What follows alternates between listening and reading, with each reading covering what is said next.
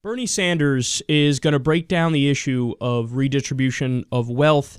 He's on Rachel Maddow's show on MSNBC. Let's watch. Our system is set up right now to concentrate wealth at the top. How do you, I mean, it's redistribution doesn't just happen, right? How do you end up fixing one by addressing the other? There has been massive redistribution of wealth in this country in the last 30 years.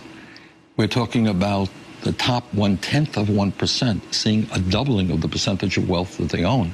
Trillions of dollars coming from working families going to the top. And essentially what my campaign is about, if it's about anything, is to say we've got to bring that money back into the middle class and working families. We have to create jobs. We have to raise wages.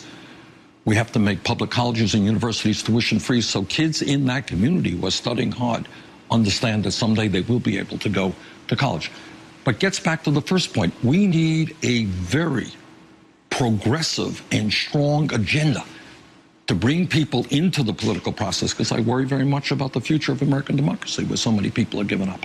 We got to bring them in around that agenda that says, yes, we're not going to let the United States continue to have one of the highest rates of childhood poverty in the industrialized world, at a time when we're seeing a proliferation of millionaires and billionaires.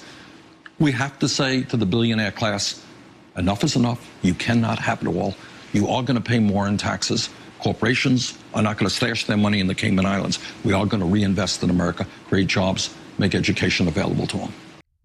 That line at the beginning is very telling and very true. He said, there has been massive redistribution of wealth for the past 30 years. And then he goes on to explain how that redistribution is from the middle class and the poor to the rich. So whenever the Republicans talk about class warfare, they're right.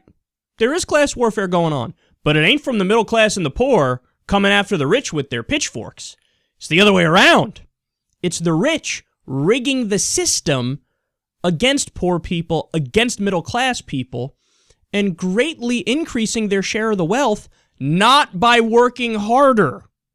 There's the key point. Now, we've discussed this graph before.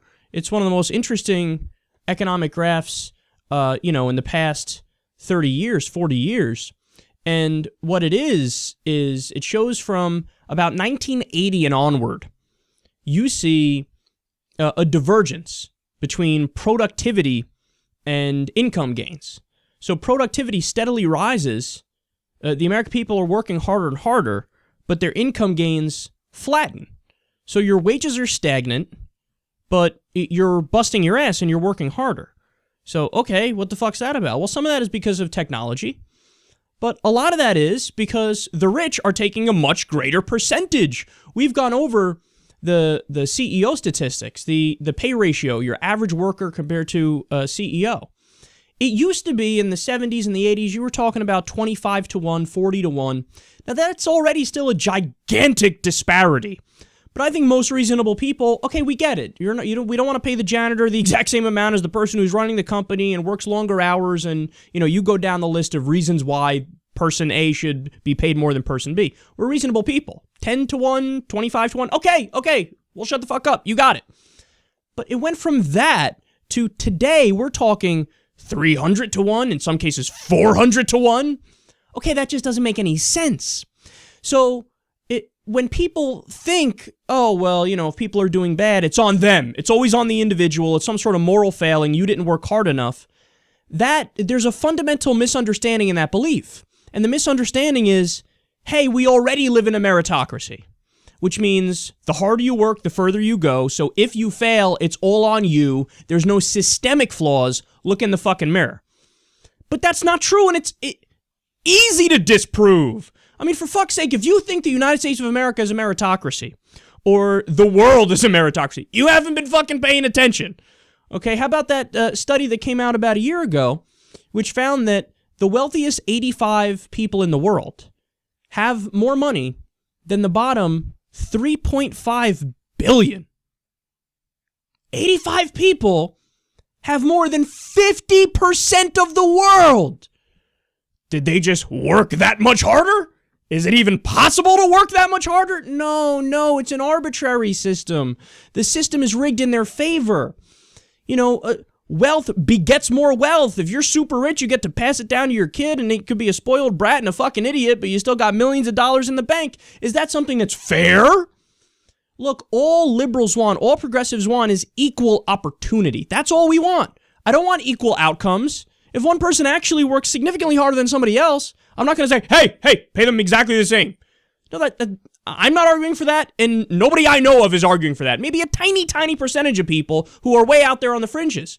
But mostly what we want is equal opportunity, so that we don't have an economic system where the elites and the billionaires in a 100-yard dash of life and in a 100-yard dash of our economy, they take off, they go 85 yards out in front of us, and then they turn around and go, all right, middle class and poor, you can start running now.